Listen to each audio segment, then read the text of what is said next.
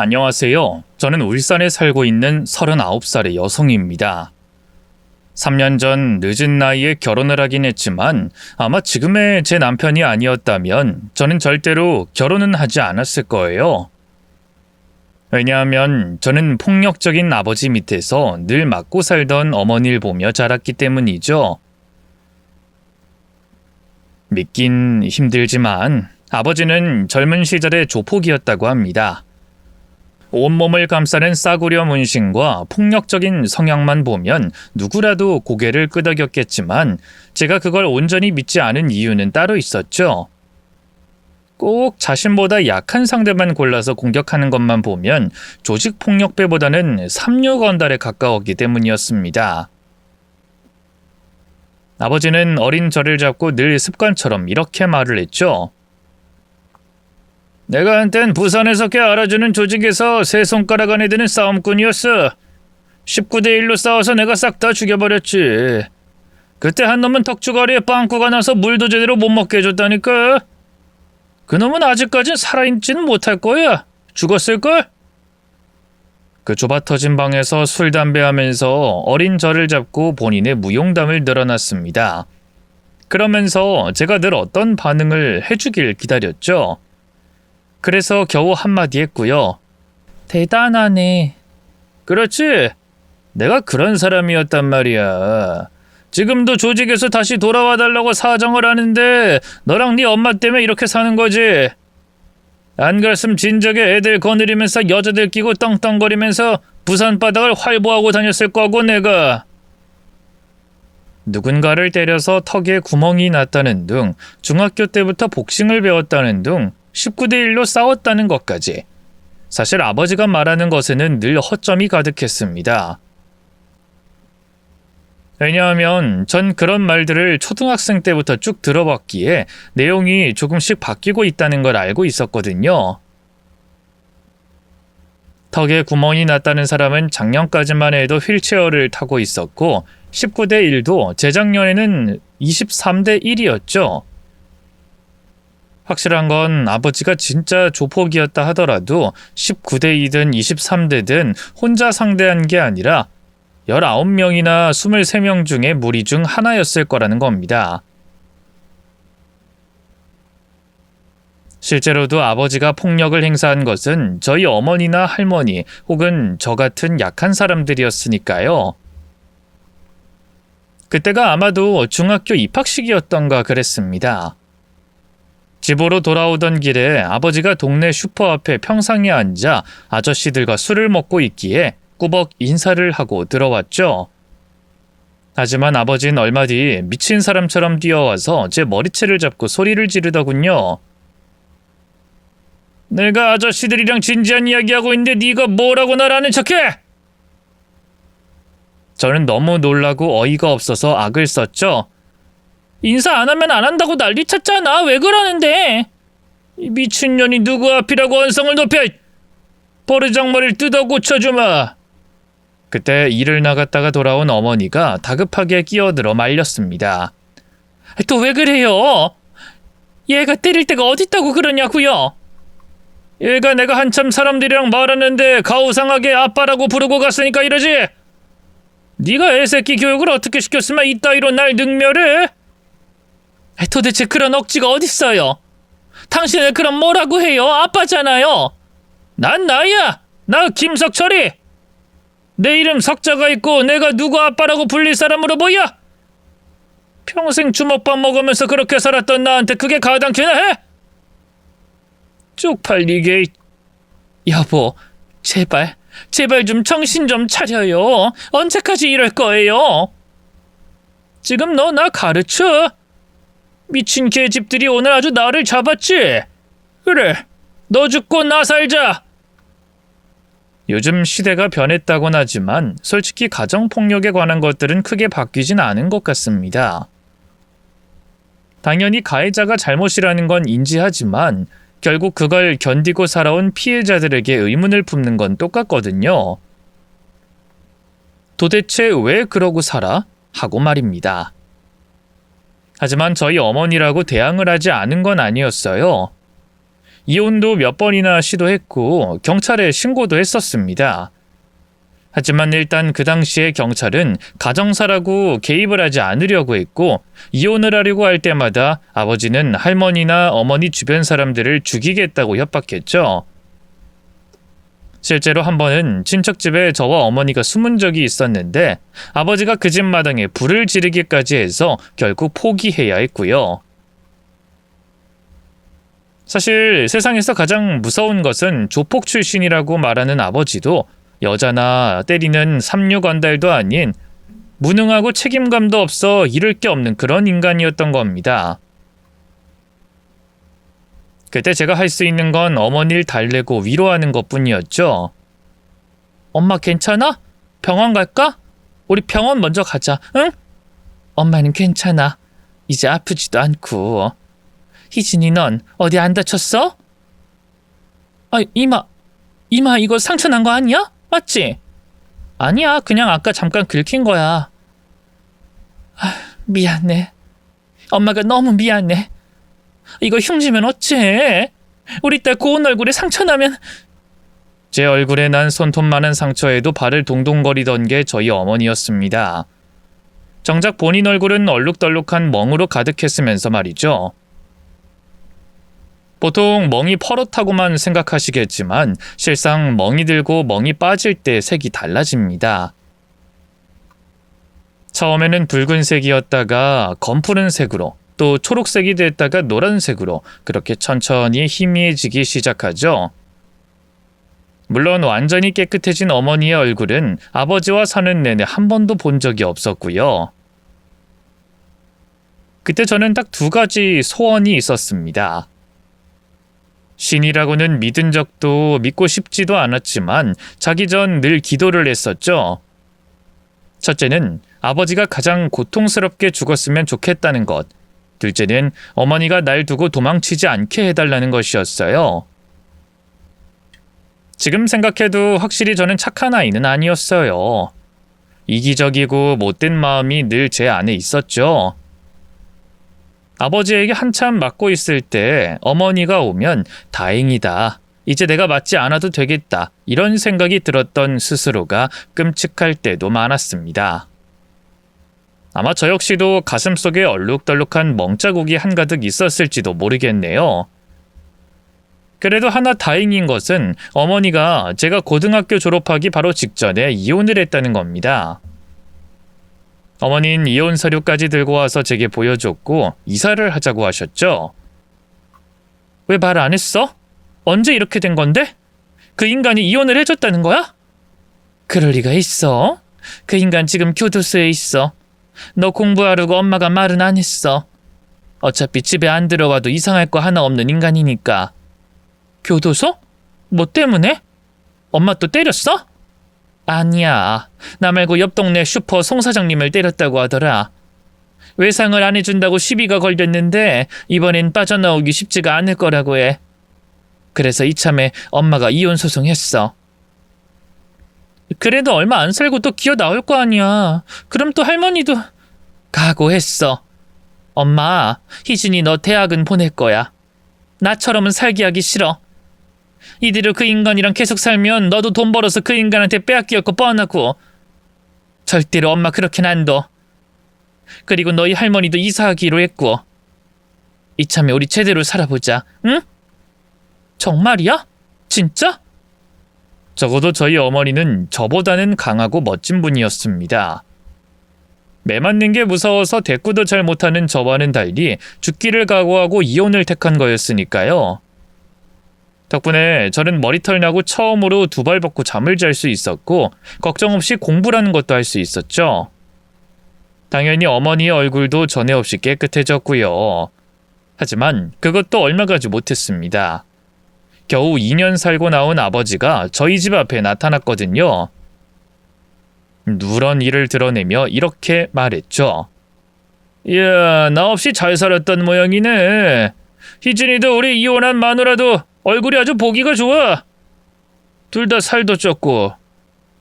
나 안 보고 싶었어? 난 엄청 보고 싶었는데.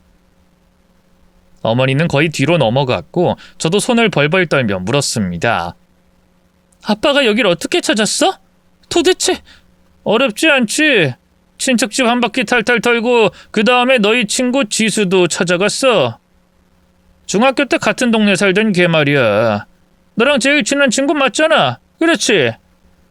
내 친구 집을 찾아갔다는 거야? 아, 미쳤어? 제 말에 아버지는 숨을 크게 쉬고는 억지 미소를 보이더군요. 우리 딸이 안 본 사이에 아주 말본새가 더러워졌네. 내 핏줄이라서 그런가? 아! 요즘 돈은 좀 벌고 있어? 고등학교 졸업했으니 돈 벌지? 얼마? 뭐 200? 설마 150? 경찰에 신고할 거야. 뭐라고? 아버지가 돌아왔다고? 아빠, 엄마랑 이혼했어. 법적으로 남남이고. 이혼은 쌍방이야. 저 여자가 내가 법적으로 불리할 때 일방적으로 그런 짓을 저지른 거고 난 절대로 인정 못해. 그리고 내가 내 딸이랑 살겠다는데 뭐 싫어? 싫으면 네가 뭘 할 수 있는데. 나 이젠 더 잃을 것도 없는 인간이야. 한 번 다녀왔는데 두 번은 못 갈까? 아버지가 다시 나타난 이상 살아가는 것은 지옥이었습니다. 겨우 극적으로 합의를 본 것이 다달이 생활비를 대주는 조건이었고요. 물론 그걸로 만족할 인간도 아니었죠. 흥청망청 돈을 다 쓰고 뻔뻔하게 돈을 요구하는 주기는 점점 짧아졌거든요. 어떻게든 피해보려고 이사도 여러 번 갔지만 소용은 없었습니다. 그러다가 제가 27살이 되던 해에 그 생활이 완전히 끝나게 됐죠. 그 인간이 개과천선해서 우릴 더는 찾지 못해서 그런 이유는 아니었어요. 바로 그 인간이 술 먹고 집에 가는 길에 계단에서 미끄러져서 죽었기 때문이었습니다. 시신을 확인하러 갔을 때 손톱의 때만큼 남은 정으로 어머닌 우시더군요. 하지만 저는 아니었습니다. 오히려 분노했죠. 죽은 그 인간의 얼굴이 너무나 평안해 보여서 제 인생에 가장 찬란했어야 할 27년의 인생을 시궁창으로 만든 게 아버지라는 인간이라 죽어서도 고통스럽길 빌고 또 빌었습니다. 겨우 저주라니 저 스스로도 참 한심했죠. 아무래도 그렇게 평생 살아왔기에 제 인생에 당연히 결혼은 없었어요. 그저 심신이 지쳐서 좀 쉬고 싶은데도 모아놓은 돈이 없어 매일을 살아가야 했죠. 그런데 집신도 짝이 있다고 하는 말이 진짠지 제 아픔에 공감해주는 지금의 남편과 만나게 된 겁니다. 난 희진이 너 이해해. 누구라도 그런 상황이 오면 그렇게 생각하게 될 거야. 아니, 오히려 그 정도면 진짜 착한 거 아니야? 겨우 기도하고 죽었을 때 저주 좀 한 걸로 왜 힘들어해? 그래도 난 엄마도 못 지켜줬고 아무것도 하지 못했어. 당연하지. 그게 널 지키는 방식이니까. 어렸잖아. 어릴 때 폭력에 노출되면 그럴 수밖에 없어. 방어 기제라고 생각하면 돼. 그리고 그건 희진이 네 탓이 아니야. 저는 씁쓸하게 웃으며 대꾸했죠. 다들 용기가 있잖아. 맞서 싸우기도 하고. 우리 엄마도 늘 날 대신해서 싸웠고. 대신 넌 엇나가진 않았잖아. 넌 바르게 살았잖아. 그것도 용기야. 꼭 싸우는 것만이 용기라고 생각하지 않아. 참는 것도 견디는 것도 용기가 없으면 할 수 없다고 생각해. 누군가에게 과거를 털어놓는 일이 쉽진 않았습니다. 이제까지 친한 지인 몇에게만 이야기했지만 늘 후회를 했었죠. 다들 위로는 해줬지만 이해는 하지 못했습니다. 보통은 잊어버려라, 과거의 일일 뿐이다, 미래가 있다는 식의 위로였고요. 하지만 그 사람만은, 병수 씨만은 그렇지 않았죠. 어설픈 위로가 아니라 진심으로 함께 분노하고 제게 공감을 하고 있다는 게 느껴졌던 겁니다. 그리고 그렇게 할 수 있는 것에는 다른 이유도 있었죠. 실은 우리 아버지 병석에 오래 누워 계셔. 교통사고가 있었거든. 출근하던 중에 찻길에 뛰어든 어린아이를 구하고 본인이 대신 크게 다쳤지. 그때 척추랑 뇌가 크게 다치면서 거동도 못하고 날 알아보지도 못하시지. 정말? 왜 말 안 했어? 부끄러우니까. 내 스스로가 최악처럼 느껴졌거든. 우리 아버지 진짜 좋은 분이었어. 선하고 남을 배려하고 직업도 소방 공무원이었고. 근데 난 그런 아버지를 원망했어. 1년, 2년, 3년까지는 어떻게든 버티겠는데 그 이상은 못하겠더라고. 겨우 1년 병문안 왔다가 사라진 꼬마 남자애랑 그 부모, 겨우 그런 것들 구하겠다고 진짜 아들인 나도 못 알아보는 게 화가 나더라. 대기업까지 들어가서 승승장구할 줄 알았던 내 인생까지 같이 망가졌으니 더 화가 났고, 심지어 난 너처럼 어린 나이도 아니었잖아. 이러니 말을 할 수가 없었지. 그러게, 가족이라는 게 원래 더 힘든 것 같아. 맞아. 가족이라서 더 힘든 거야. 날 더 비참하게 만들고 스스로를 몰아세우게 만들지. 그래서 난 너도 이해할 수 있는 거고, 또 다른 사람도 이해할 수 있어. 노력하고 있고. 누구? 누굴 이해해? 그건 다음에 말해줄게. 언젠가. 뭔가 저보다 상처가 많은 것 같은 그 사람은 사실 저와 만나기 전에 대기업을 다니고 있었습니다. 하지만 그때 아버지의 수술과 병간호를 병행하다가 일을 그만두고 고향인 울산으로 내려오게 됐다고 하더군요. 할 줄 아는 것도 없어서 여기저기 떠들면서 일을 했고, 그러다가 요리를 배우기 시작했죠. 저와 만날 때는 이미 식당을 운영하고 있었고요. 저는 초반에는 아예 몰랐고 연애하고 2년이 넘은 시점에 알게 된 겁니다. 어린 시절 폭력에 시달렸던 저, 아버지의 사고로 인생이 뒤바뀐 그 사람. 보통 이런 무거운 주제로 인해 멀어지는 연인들도 있었겠지만 저희는 달랐어요. 오히려 서로의 아픔을 이야기하고 난 뒤에 더욱 가까워졌던 겁니다. 그렇게 3년을 더 연애하다가 마침내 결혼을 하기로 결심을 했죠. 늦은 나이에도 바로 결혼하지 않은 건 결혼에 대한 공포심을 가진 제 상황을 남편이 많이 배려해줬기 때문이고요. 근데 딱 그 무렵 좋은 소식이 들렸죠. 바로 저희 어머니가 만나는 분을 소개해준 겁니다. 사람 좋은 얼굴에 잘 차려입은 모습만 보면 꼭 상상으로 아버지상을 그려낸 것처럼 완벽하더군요. 하지만 초반엔 겁을 집어먹어서 일부러 더 형식적이고 딱딱하게 취조하듯 물었죠. 어디서 만나셨는지 물어도 될까요? 일하고 계신 식당에 제가 단골 손님이었어요. 제가 그 근처에서 일을 하고 있거든요. 일이요? 무슨 일 하시는데요? 부동산 운영하고 있습니다. 부동산 요즘 경기가 안 좋아서 돈 거의 못 번다고 들었는데요. 맞아요. 아가씨가 참 야무지고 똑똑하네요. 근데 저는 그건 부업 같은 거고 상가 건물 한 채 가지고 있어서 거기서 주로 수익을 얻고 있죠. 상가 건물이요? 아, 혹시 저희 어머니 과거 이야기 알고는 계세요? 당연하죠. 다 알고 있습니다. 아가씨도 많이 힘들어했다는 것도요. 제가 뭐라고 묻든 다 웃으면서 여유롭게 받아치는 걸 보니 뭔가 짜증이 올라오더군요. 근데 뭐 어쩌자는 건지 묻고 싶어서요. 저희 어머니랑 재혼이라도 하겠다는 건지. 네, 허락만 해준다면. 네? 아저씨는 방긋 웃더니 말씀하시더군요. 이 나이에 재혼이니 뭐니 그런 거 없이 남은 시간 함께 보내는 게 중하다. 그렇게 생각했어요.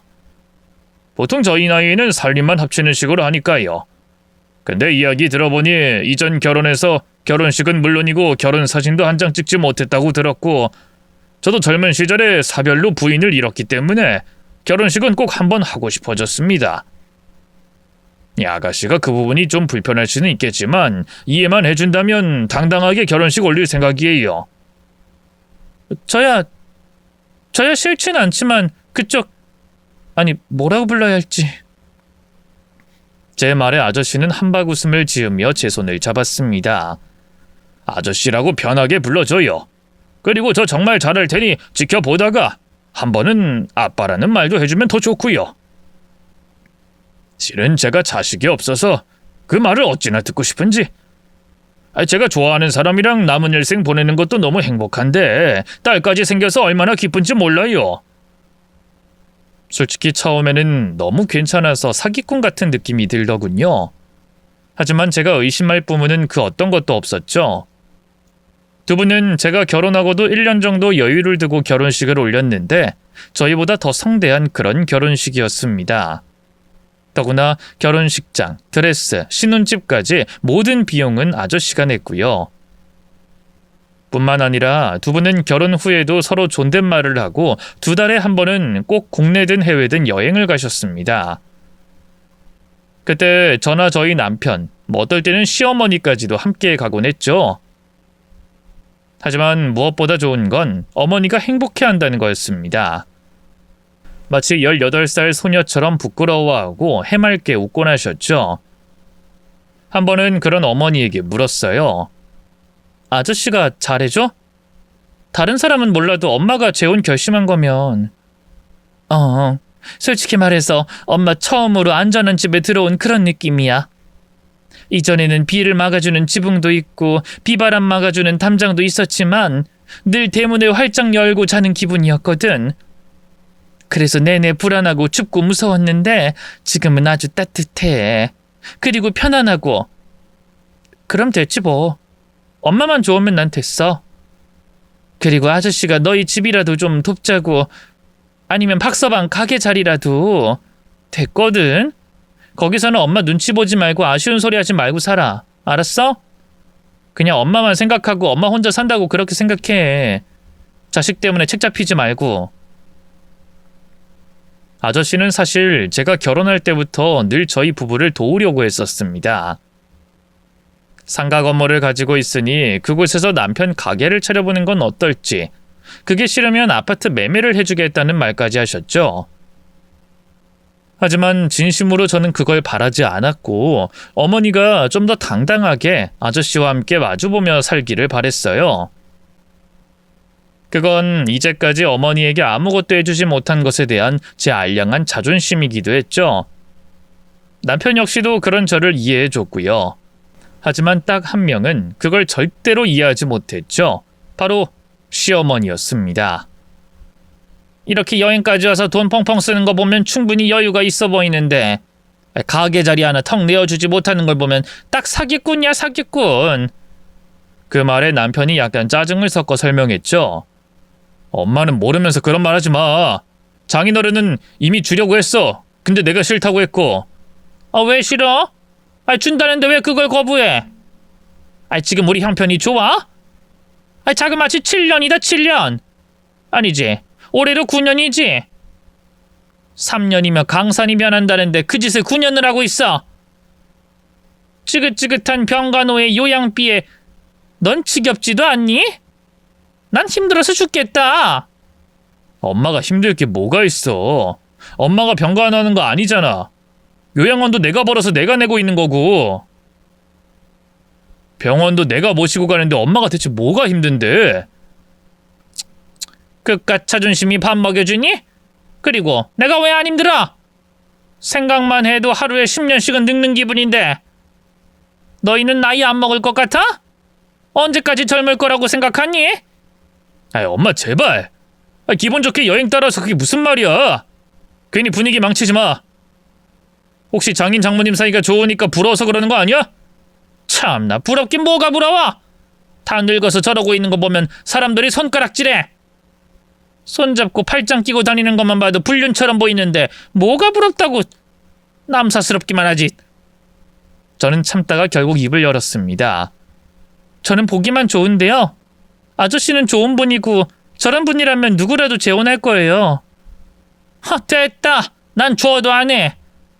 사람이 지고지순한 부분이 있어야지. 남편이 아무리 개망난이라고 해도 죽기 기다린 사람처럼 하하호호 난 절대로 못한다. 난 내 남편 끝까지 기다릴 거고 그게 나한텐 결혼의 의미야. 미워도 고와도 내 사람 챙겨야 되는 거고 의리 지키는 것도 결혼의 연장이라고 본다. 내 말이 틀린 거 있니? 시어머니가 말이 거칠고 솔직하신 분이라 불쾌하지 않았다면 거짓말이었을 겁니다. 그래도 병석에 누워있는 시아버지에게 끝까지 의리를 지키려고 하는 건 한편으로는 대단하다, 그렇게 인정할 수밖에 없었죠. 말이 쉽지 누구나 할 수 있는 일은 아니었으니까요. 하지만 시어머니가 그렇게 좋은 사람이 아니라는 건 얼마 안 가서 알 수 있었죠. 일단 시어머니가 저의 친부에 대한 이야기나 어머니 재혼까지 알게 됐으니 얼마든지 자신의 의견을 말할 수 있다고 생각합니다. 하지만 그걸 술안주 삼아 얼굴도 모르는 생판 남에게까지도 떠들고 다녔다는 걸 알게 됐죠. 당시 시어머니 옆집에 살고 있던 분은 저희 어머니와도 알고 지낸 분이 있었는데 시장에서 작게 일수를 하던 분이라 발이 넓기도 해서 저와도 안면이 있었어요. 헌데 어느 날은 저를 잡고 조심스럽게 말해줬죠. 아가씨 시어머니 말이야. 말을 너무 함부로 하는 것 같아. 내가 듣다 못해서 뭐라고 했는데도 글쎄 말이 점점 심해지는 것 같아서 그래. 무슨 말인데요? 혹시 저희 엄마 이야기를 알아? 알면서도 그냥 뒀어? 저는 처음에 재혼 이야기나 했겠거니 그 정도로 생각하고 웃었어요. 재혼 이야기 아니에요? 어머님이 재혼에 대해서 안 좋게 생각하세요. 그래서 그런 거고요. 아니야. 그런 말이면 나도 그냥 넘어갔지. 선을 넘어도 한참을 넘었어. 아가씨 엄마 경순 언니 알고 지낸 게 17년이야. 그런 내 앞에서 경순 언니가 폭행당한 과거를 빌미로 남자들한테 꼬리를 치고 다니고 돈 많은 남자를 홀려서 재혼했다면서 동네방네 떠들고 다닌다고. 네? 저희 어머님이요? 아유, 역시 모르는구나. 그런 지 한참 됐어. 처음엔 술주정에 잠깐 튀어나온 말이다 나도 그냥 넘겼고. 근데 그 정도가 점점 심해져. 이러다가 경순 언니 소문만 안 좋게 날까봐 내가 걱정이 돼서 그래.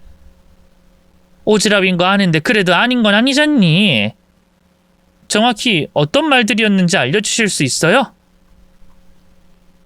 이야기를 들었을 때 기가 찼습니다. 남자 만나려고 등산 다니면서 엉덩이를 흔든다는 말부터 재혼 후에도 호시탐탐 다른 남자를 노리고 다닌다. 백화점 다니면서 명품을 온몸에 휘감고 젊은 남자랑 노닥거리는 걸 봤다는 소리까지 했다는군요.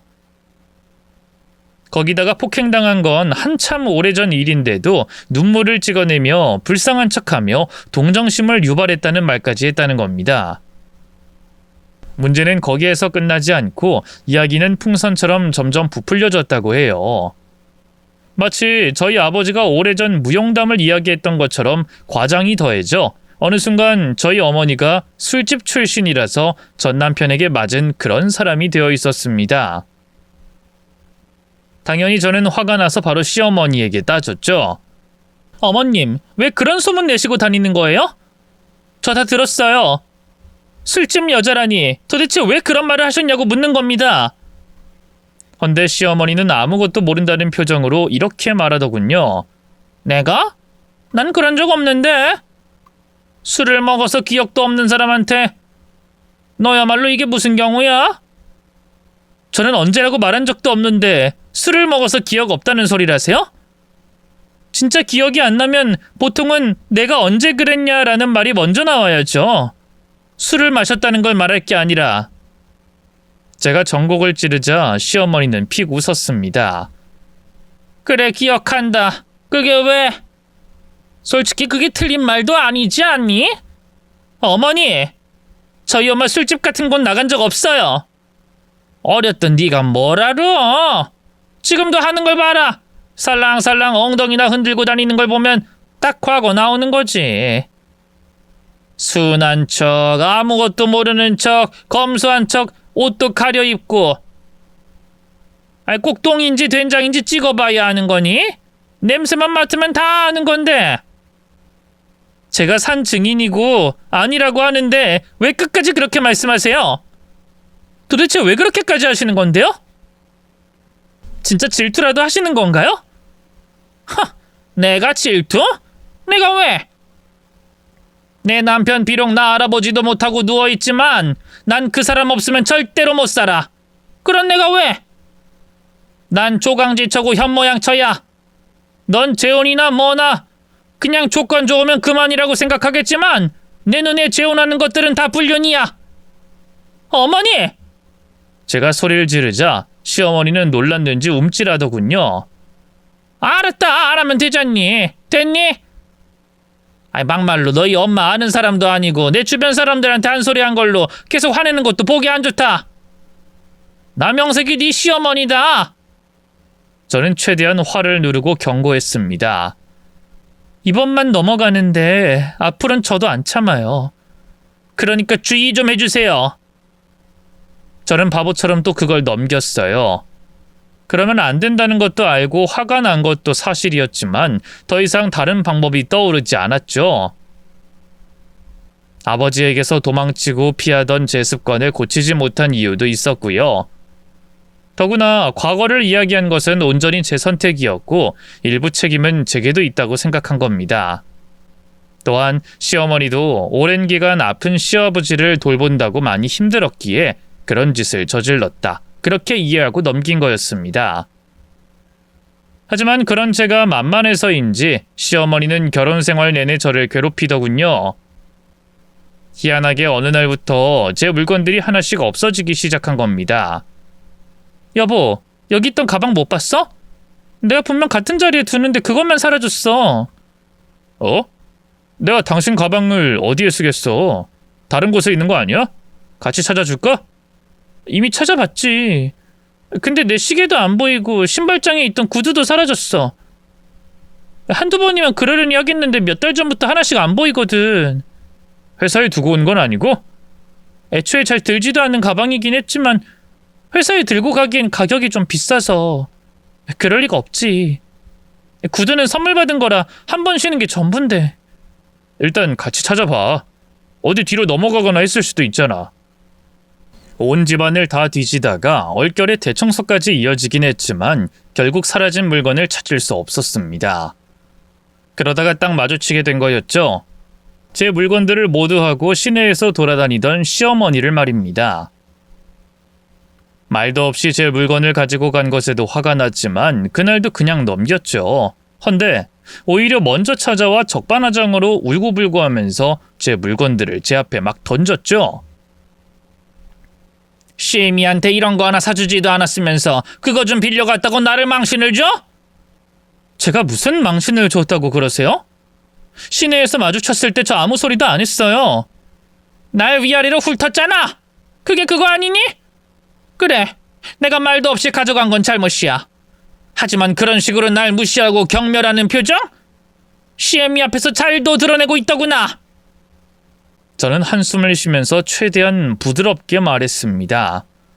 그건 죄송해요. 그렇게 생각하시게 했다면 제 잘못이죠. 그래도 앞으로는 이렇게 가지고 가진 말아주세요. 빌려달라고 말씀을 하셨어야죠. 저랑 병수 씨랑 하루 종일 집안을 뒤졌다고요. 그래, 그럼 앞으로 말할 테니 종종 부탁 좀 하자. 됐니? 저는 그날 일을 두고두고 후회했어요. 마치 그 말을 들으려고 의도를 했다는 생각이 들 정도로 제 물건은 매일 사라졌고 빌려가겠다는 쪽지만 덜렁 놓여 있었죠. 더구나 빌려갈 때마다 제 옷이나 장신구들은 대부분 망가진 상태로 돌아왔습니다. 그게 아니면 잃어버리는 일도 다반사였고요. 말 못하고 속만 끓이는 저 대신 남편이 중간에 알게 된 뒤에 주의를 줬지만 시어머니는 멈추지 않았죠. 헌데 나중엔 그런 문제들을 신경 쓸 여력이 없어졌습니다. 바로 시아버님이 돌아가시게 되면서 남편이 몹시 힘들어했기 때문이었죠. 저는 만삭의 몸으로 그런 남편을 위로했고요. 당신 잘못이 아니야. 당신은 최선을 다했잖아. 응? 그래도 나 때문에 더 일찍 돌아가신 건 아닐까? 내가 원망하고 미워해서 나 같은 것도 자식이라고. 나한테 그렇게 따뜻했던 아버지였는데 난 왜 그따위로 굴었지? 저는 그런 남편의 마음을 완전히 이해했습니다.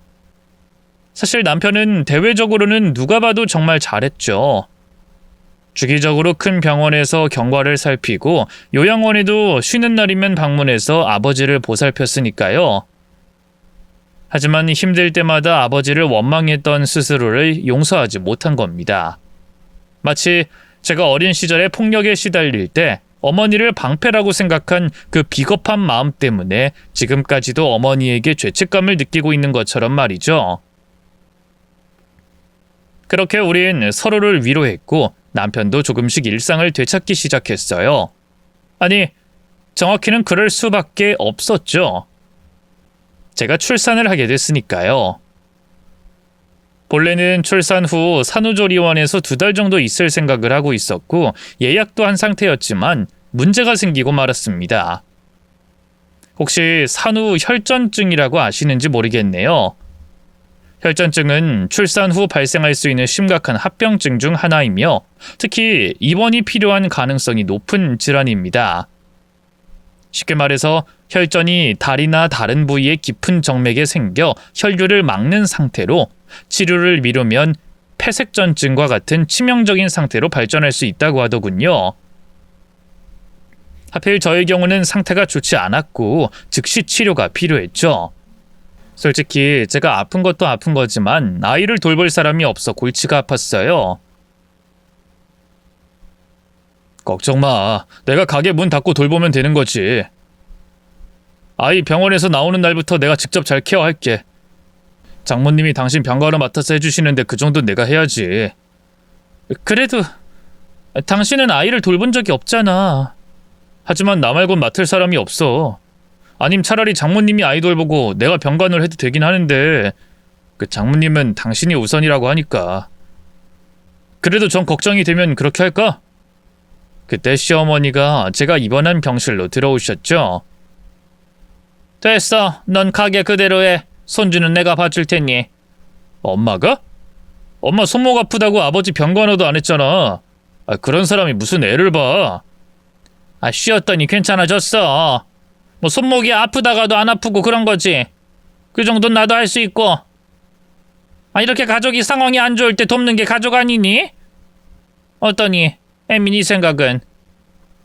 저야 육아 경험이 있는 어머님이 맡아주는 게 훨씬 좋죠. 그렇지? 그러니 걱정 마라. 감사해요.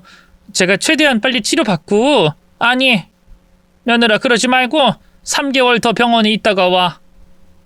저는 좀 당황해서 물었습니다. 제가 있고 싶다고 3개월을 있을 순 없어요. 의사 선생님한테 듣기론 모니터링하고 검사 더 해봐야겠지만 보통은 몇 주 안에 퇴원한다고 하더라고요. 그럼 산후조리원 거길 들어가든가. 예약 다 해놨다면서? 요즘엔 거기 들어가서 몸조리 제대로 하고 나온다고 하던데 아니니? 너 노산에 초산이라서 몸관리 잘해야 한다. 2달이든 3달이든 지금 몸 상태도 안 좋은데 당연히 들어가야지. 조금 당황스럽긴 했지만 내심 기분이 좋긴 하더군요. 감사합니다. 됐어. 그 정도 나도 해야지 면이 살지. 너한테 실수도 많이 했지만 내가 일부러 그런 건 아니니 마음 쓰지 말고 푹 쉬면서 넌 네 몸만 생각해. 알았니? 기분이 묘하긴 했습니다. 갑작스러운 태도 변화가 이상하기도 했죠. 그래도 시아버님이 돌아가시고 아들 내외와 더 잘 지내보려는 일종의 화해의 표시라고 생각했어요. 실제로 시어머니는 제가 불안해할 것을 염려했는지 사진도 자주 찍어주시고 전화도 자주 하셨습니다. 그렇게 저는 5주 만에 퇴원을 권유받게 됐고요. 예약해놓은 산후조리원으로 바로 갈까 생각도 했는데 아이 얼굴은 한번 보고 싶어서 시어머니에게 말씀을 드렸죠. 헌데 사진 많이 찍어 보낼 테니 염려하지 말라고 하시며 바로 들어가길 권하셨습니다. 그러면서 동시에 사진이 엄청 많이 전송됐죠. 그런데 사진이 아무리 봐도 이상했어요. 누군가 찍어주지 않으면 불가능한 각도에서 저희 아이와 시어머니가 동시에 찍힌 사진이 2장 들어있었던 겁니다. 남편에게 물으니 그냥 이웃집에서 온 거 아니냐며 대수롭지 않게 생각하더군요. 아니, 분명 어머님이 약속하셨어. 아이 건강을 위해서 다른 사람들이랑 일절 접촉하지 않는다고. 100일에 예방접종이라고 그거 맞아야 되거든. 100일에? 나도 맞았던 그 주사 말하는 거야? 응. 요즘은 대부분 그렇게 하거든. 100일에는 신생아한테 위험한 질환이니까. 근데 다른 사람이 그냥 찍어줬다? 너무 이상하고 찜찜하잖아. 내가 물어볼까? 물어보면 간단하잖아. 아니야. 그래도 어머님이 봐주시는 것도 감사한데 괜히 의심하는 것 같아 보이긴 좀 그렇잖아. 당신 입장도 난처할 거고. 그냥 내가 모르는 척 찾아가 볼래. 그게 좋겠어. 저는 시댁에 그야말로 몰래 찾아갔습니다. 퇴원을 하는 날에 바로 말이죠. 시어머니가 저희 집 비밀번호를 알고 들락거리는 것처럼 저희 부부 역시 시어머니 집 비밀번호를 알고 있었어요. 문을 두드릴까 정말 한참을 현관 앞에서 망설이고 있는데 현관문 안쪽에서 희미하지만 남성의 목소리가 흘러나오고 있었고 너무 놀라서 비명이 나오는 걸 겨우 참으며 바로 들어갔죠. 헌데 그곳에는 시어머니가 아니라 70대 전후로 보이는 남자가 제 아이를 보고 있었습니다. 심지어 잠옷 차림으로 저를 향해 뛰어왔는데 본인도 절 보고 놀라서 멈췄죠. 아니, 누군데 아가씨는 이렇게 함부로 들어오는 겁니까? 기가 차서 저는 신발을 벗고 들어가 제 아이를 안아들었습니다. 이 아이 엄마입니다. 저희 어머니는 어디 가셨어요? 잠깐 장을 보러...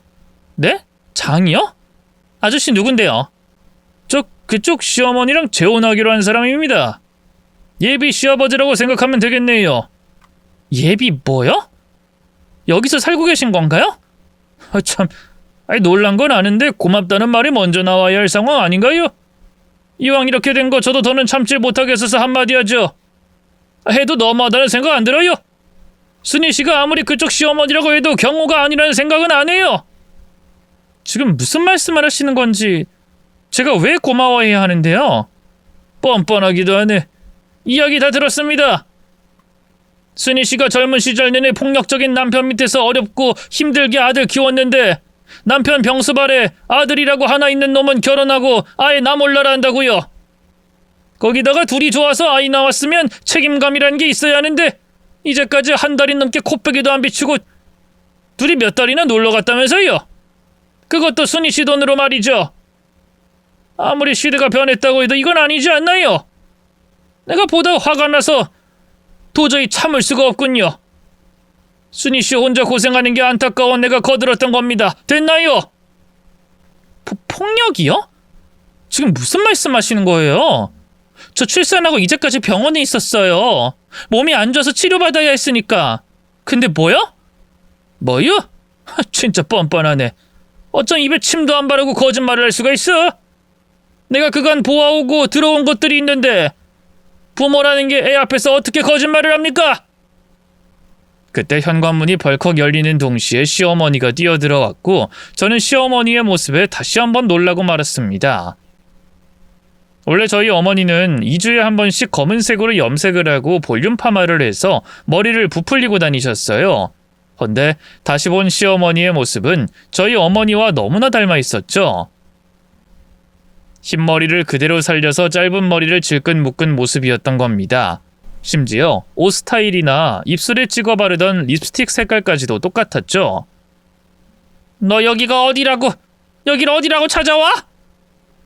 제가 말하기도 전에 시어머니는 제게 소리를 질렀습니다. 어머님이 말씀 좀 해보세요. 지금 이분이 하는 말 뭐예요? 제가 아이를 버렸다는 식으로 말씀하고 계시잖아요. 제 말에 시어머니는 잠깐 눈치를 보더니 이렇게 대꾸했죠. 틀린 말 한 거 없지? 아이 낳고 나한테 버린 거나 진배 없는 거 아니니? 몸 아프다는 핑계로 늙은 나한테 저 가여운 애를 맡기고 코빼기도 안 보였으니. 도대체 왜 그러세요? 저 병원에서 치료받았다는 거 아시잖아요. 그리고 어머님이 제 아이 맡아주겠다고 오셔서 데리고 가신 거고. 근데 지금 무슨 말 하시는 거냐고요? 이 아저씨는 또 뭐고요? 뭔데 이 사람이? 시끄러! 이분은 앞으로 장차 네 시아버지 되실 분이야. 나랑 진지하게 만나고 있고 우리 앞으로도 함께 살기로 그렇게 약조했다. 됐니? 그러니까 쓸데없는 말 그만하고 넌 다시 병원에 들어가 봐. 쉬고 싶다고 노래를 불렀잖니? 난 괜찮으니 얼른 가라고. 시어머니는 저를 정말 끌어내리는 듯 힘을 줘서 밀었습니다. 아마 예전에 저였다면 그냥 밀려났을 거예요. 또 무슨 사정이 있겠거니 이해하면서 말이죠. 무엇보다 저는 평생을 수긍하고 비굴하게 살았기에 적당히 타협을 하는 방향을 택하곤 했습니다. 아버지가 어머니를 때릴 때에도 또 제가 맞을 때도 시어머니가 어머니 욕을 하고 이상한 소문을 퍼뜨렸을 때도 그랬던 것처럼 말이죠. 하지만 그땐 달랐습니다. 제 아이가 있었기에 그냥은 물러나지 못하겠더군요. 저는 시어머니의 손을 뿌리치면서 맞서 싸우기 시작했습니다. 저희 어머니 단 한 번도 맞아본 적 없어요. 돌아가신 시아버님은 어린아이를 구하려다가 사고를 당해서 오랜 시간 병상에 있으셨던 좋은 분이었고요. 그리고 제 남편은 저랑 결혼하기 전부터 아버님 병간호 혼자 다 해왔어요. 제 말에 아저씨는 좀 당황한 듯 눈을 껌뻑거렸죠. 그럴 리가 없는... 병원 진단서 보여드려요? 그건 지금이라도 가능해요. 그건 말고도 문자 기록으로 시어머니가 제게 아이 사진 보낸 것도 있고 걱정하지 말고 쉬고 오라는 말도 수없이 했으니 어디 한번 보시든가요. 제 말에 시어머니는 발작을 하듯 아니라고 소리를 질렀지만 아저씨는 그 반응에 오히려 의심이 됐는지 제 휴대폰을 받아들었습니다. 그러자 시어머니는 그걸 빼앗아서 벽에 던져버렸죠. 퍽 하는 소리와 벽에 부딪힌 제 휴대폰 액정은 박살이 나고 말았는데 그걸 본 아저씨의 표정은 이전보다 더 어둡게 바뀌었습니다. 그리고 천천히 입을 열어 물었죠. 나한테 거짓말했어요? 맞죠? 텍수씨, 그게 아니라 내가 죽은 아내 병간호 평생을 하다가 보낸 걸 알면서 사람이 어떻게 인두껍을 쓰고 그런 거짓말을 해요? 날 이해하고 본인도 평생 그렇게 살았다고 날 위해서 그렇게 눈물을 흘려놓고는 그게 다 거짓말이었다는 거예요? 그것도 자기 자식까지 나쁜 애들로 만들면서? 시어머니는 눈물을 쏟아내며 나가려던 아저씨를 붙잡았습니다. 내 말을 좀 들어봐요. 제가 지금 거짓말하는 거예요. 시엠이 잘 사는 꼴이 보기 싫고 내 재산이 탐이 나서 그런 거라고요. 정말이에요. 제 아들도 걸 수 있어요. 맹세해요.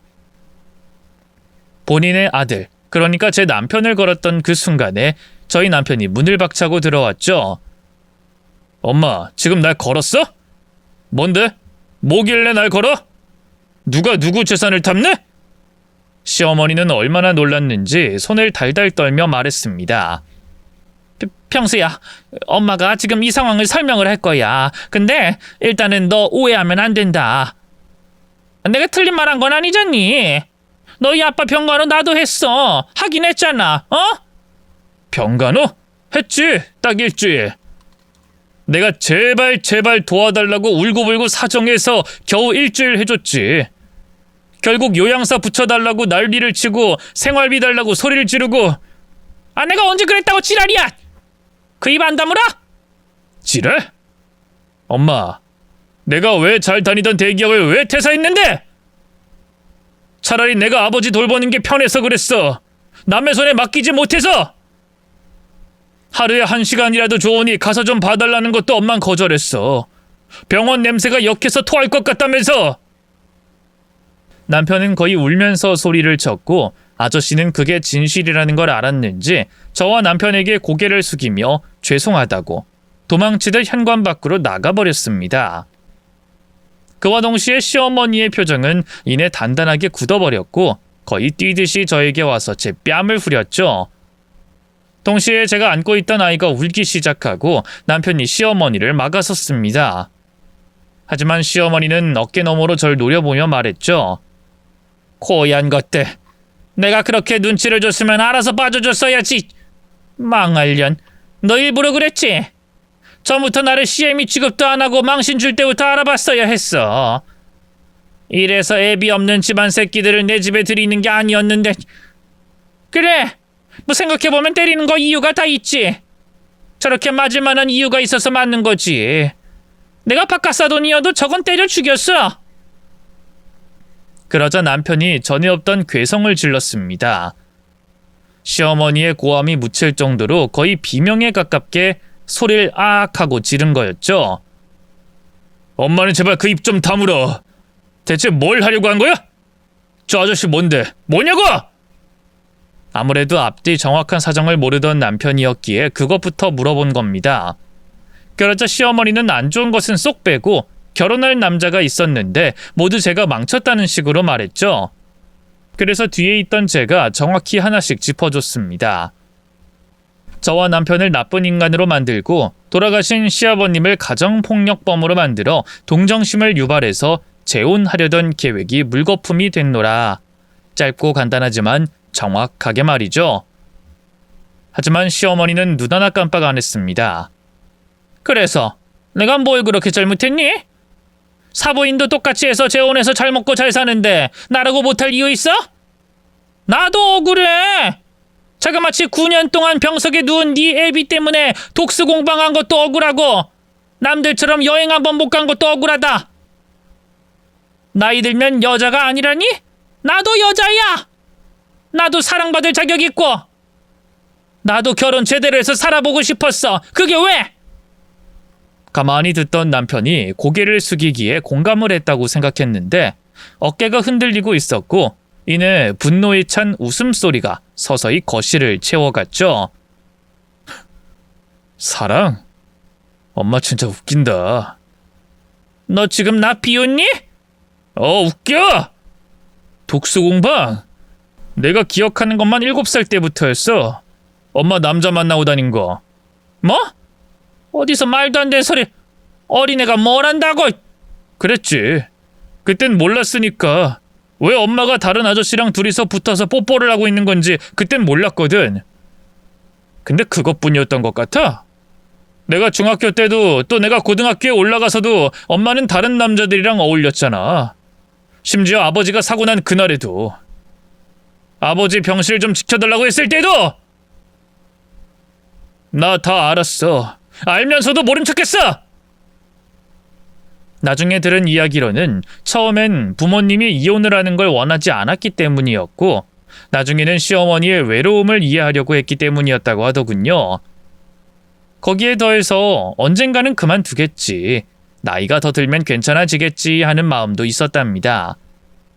하지만 이번 일로 완전히 터지게 되면서 자신이 알던 것들을 모두 쏟아낸 거였고요. 남편은 많이 지친 표정으로 이렇게 말했죠. 어떻게든 엄마 지키려고 했던 거였어. 근데 이젠 못하겠다. 나 이제 엄마 안 봐. 시어머니는 남편의 표정에서 진심을 느꼈는지 갑자기 다급해지더군요. 그게 무슨 소리야? 엄마를 왜 안 봐? 넌 내가 낳았고 내 아들이야. 그래, 뭐 그때 실수했지. 잠깐 그랬어. 하지만 그거 지나간 일이잖아. 단순히 과거 아니니? 엄마는 참 쉽다. 엄마가 잘못한 건 과거 일이라고 하고 묻어버리고 아버지가 사고당한 건 고통이라고 억지로 꺼내고 엄마한테 과거는 그런 용도야? 근데 어쩌지? 나도 엄마 과거 안에 있었어. 그 안에서 매번 상처받고 버림받았던 나도 거기 존재했다고. 나도 똑같이 힘들고 외로웠지만 엄마처럼은 안 살았어. 아버지 원망은 했지만 어긋나진 않았고. 그래서 그깟 걸로 엄마를 버린다는 거니? 차라리 잘된 거 아니야? 동정심 팔아서 돌아가신 아버지 쓰레기로 만들고 아들은 여자에 미쳐서 엄마까지 버린 페류나로 만들고 싶어 했잖아. 이제까지 남자에 미쳐서 하고 싶은 거 다 하면서 돈 한 번 벌어본 적 없이 편안하게 살았으면서 본인 과거가 불행하길 바란 건 엄마야. 불행한 과거가 얼마나 끔찍한지 엄마도 진짜 느껴봐. 시어머니는 무릎을 꿇고 빌었습니다. 생활비 때문에 며칠이나 죽는 소리라며 저희 집에 오기도 했고요. 하지만 한 번 돌아선 남편의 마음은 돌이킬 수 없게 됐죠. 저 역시도 자신의 재혼을 위해 저희 어머니의 아픈 과거도 모자라서 제 아이까지 이용하는 그런 시어머니를 보고 싶지 않았고요. 얼마 뒤에 우린 이사까지 갔고 시어머니는 그렇게 완전히 혼자가 되고 말았습니다. 그 사건 이후로 1년이 흘렀기에 솔직히 저는 시어머니의 소식은 몰라요. 하지만 확실한 건 그리 행복하진 않을 거라는 거죠. 모든 사람들은 과거를 거쳐서 현재에 이르게 됩니다. 제가 앞서 저의 어린 시절을 이야기하듯 모두에게 과거가 존재하고요. 그러한 과거는 제가 지나온 길이고 지금의 제가 있게 한 이유로만 쓰일 때 가장 좋습니다. 하지만 대부분 그렇진 않더군요. 제 친부처럼 자신을 과시하는 수단으로 혹은 시어머니처럼 동정심을 얻어 재혼하려는 도구로 쓴 것처럼 말이죠. 근데 다들 아시지 않나요? 과거에 내가 이랬다 저랬다 말하는 사람들은 결코 앞으로 나아가지 못한다는 걸 말입니다. 그러니 제 이야기를 듣는 모든 분들도 명심하셨으면 좋겠어요. 과거는 스스로가 과장하고 가꿔봐야 아무 힘이 없죠. 오히려 현재의 내 모습에 당당할 때 더 멋지게 빛나게 되는 겁니다. 과거는 사람을 멈추게 만들고 미래는 앞으로 끌어간다는 말이 있더군요. 저 역시 불우한 과거를 가지고 있지만 더는 그곳에서 아버지를 피해 떨고 있던 불쌍한 아이로 남아있지 않으려고 합니다. 대신 제 아이에게 좀 더 좋은 부모가 되어주고 어머니에게 더 착한 딸이 되려고 노력하려고요. 그저 오늘 그리고 내일을 위해 주어진 시간에 최선을 다할 겁니다. 그렇게 한다면 먼 미래의 제 과거가 될 오늘이 빛날 테니까요. 오늘 끝까지 이야기 들어주신 분들의 먼 훗날의 오늘 하루가 멋지게 반짝거리길 바라며 앞으로 저희 세 식구 그리고 어머니, 새아버지 모두 행복하길 기도해 주세요. 모두 고맙습니다.